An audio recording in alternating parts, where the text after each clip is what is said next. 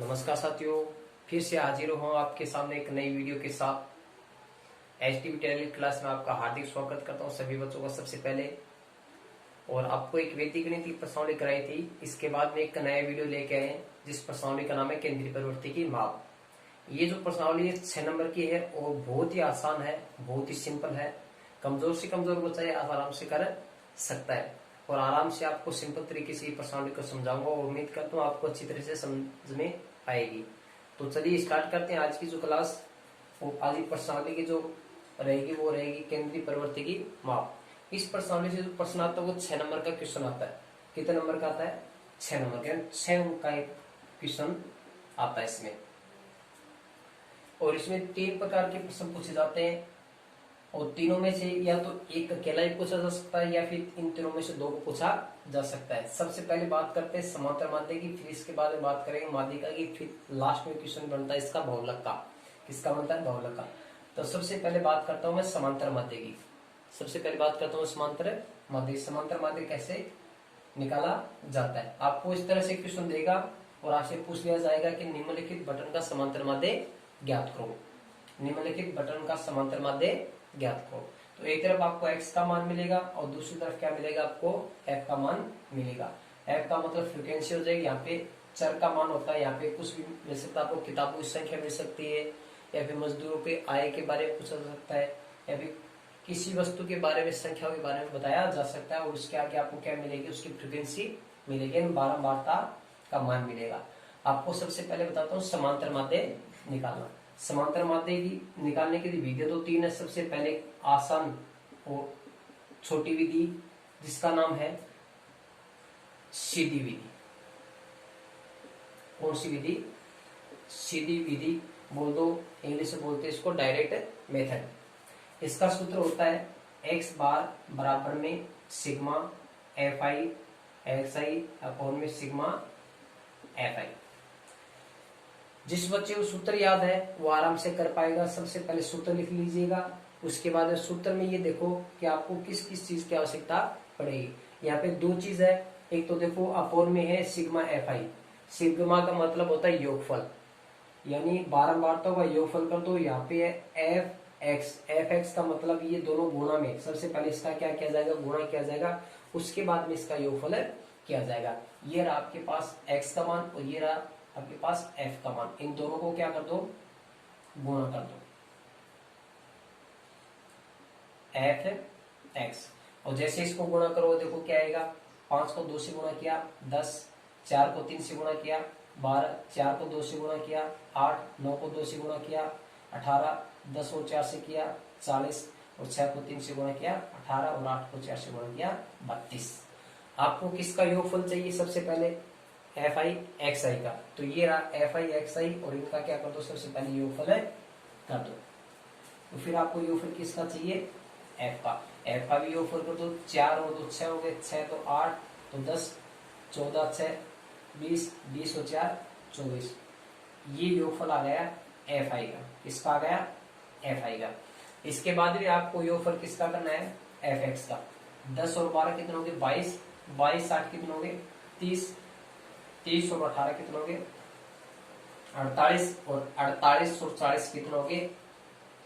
48 और 40 हो गए 88। 88 में ये 2 जोड़ दो 90 और 90 और 8 कितने हो गए? 98 हो गए और 30 और 10 ये 40 हो गए। 98 और 40 हो गए 138। कितने हो गए? 138 हो जाएगा। अब इनका योगफल लिख दो यहाँ पे 138 और बट्टा में यानी अपोन में आ जाएगा एफ आई का योगफल कितना है? 24। अब आप इसको काट दो। 4 से देख लो अगर कट रहा है तो 4 3 12, 4 चौक 16 है, 4 से कटेगा नहीं। आप सबसे पहले 2 से काट दो इसको। ये 6 और 9 हो गए और ये कितने हो गए? 12। 12 का 12 लगा दो 69 में 69 में 12 का 12 लगा दो। 12 5 60 हो गई। फिर पीछे 9 बचेगा, यहाँ पे 10 लगा दो। 9 के आगे 0 उतार लो, 90 हो जाएगा। 90 में 12 का 12 लगा दो। 12 7 84। 12 7 कितने हो गए? 84 हो गए। पीछे बचेगा 90 में से 84 गए, 6 बचे, 6 क्या 6 के आगे शून्य होता है 60 हो जाएगा, और 60 में 12 का 12 5 60। तो सही आंसर इसका क्या आ जाएगा 5.7 है 5, 5.7 है 5 हो जाएगा। समझ में आ गया सभी बच्चों को? एक बार रिपीट कर रहा हूँ फिर से।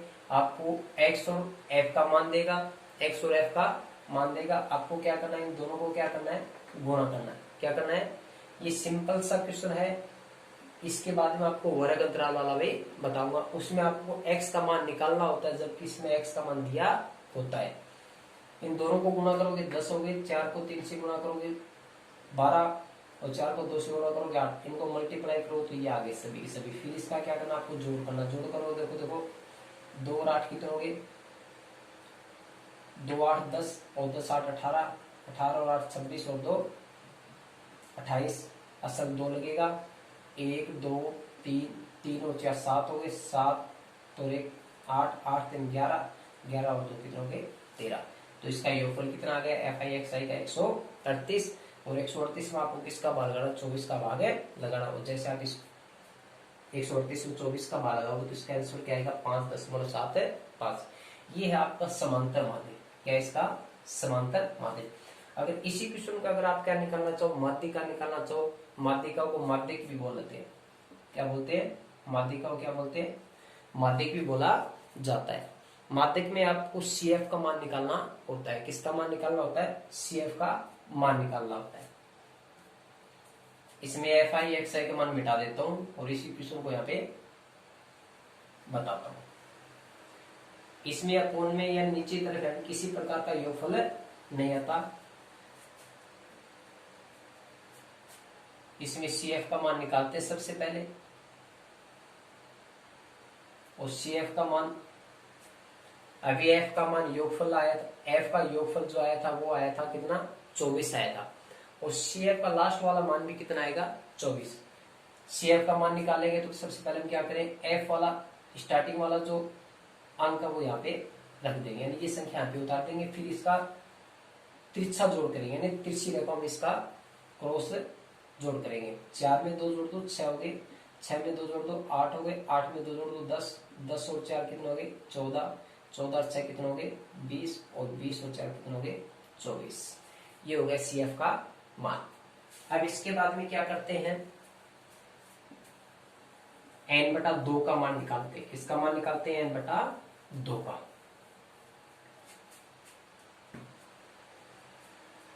n/2 का मान निकालते हैं। n यहाँ पे होता है CF का लास्ट वाला मान। CF का अंतिम का जो मान होता है वही क्या मान होता है, n का मान होता है, या फिर F का जितना योगफल आता है वो n कहलाता है। तो यहाँ पे n का मान कितना होता है 24, कितना है 24, और 24 में 2 का भाग लगा दो कितने हो गए 12, कितने हो गए 12।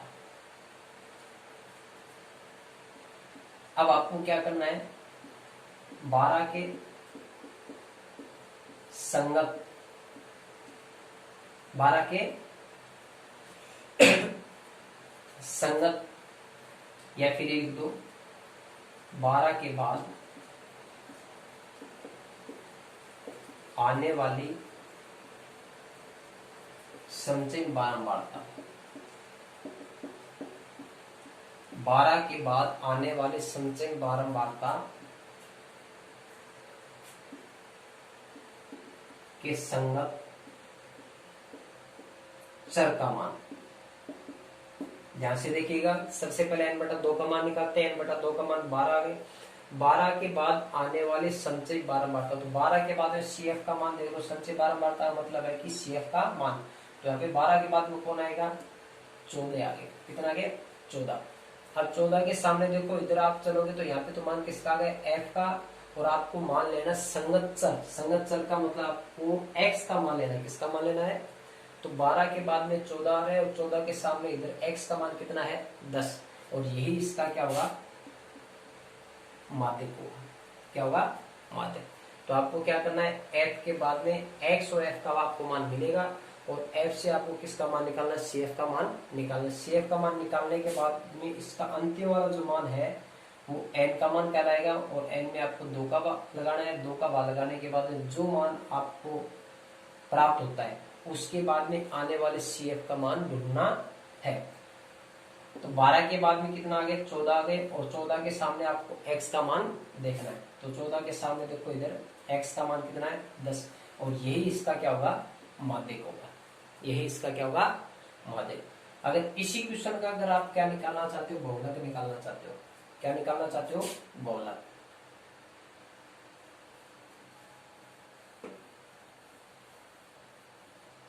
बहुलक का मतलब होता है कि f में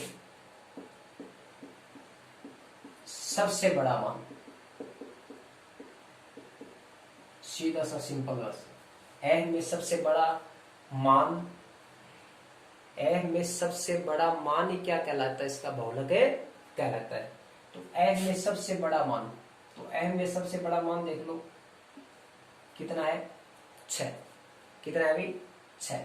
यही इसका क्या हो जाएगा, आंसर कहलाएगा। यही इसका क्या कहलाएगा, आंसर कहलाएगा। तो इसका बहुलक कितना हो जाएगा, 6 हो जाएगा। कितना हो जाएगा,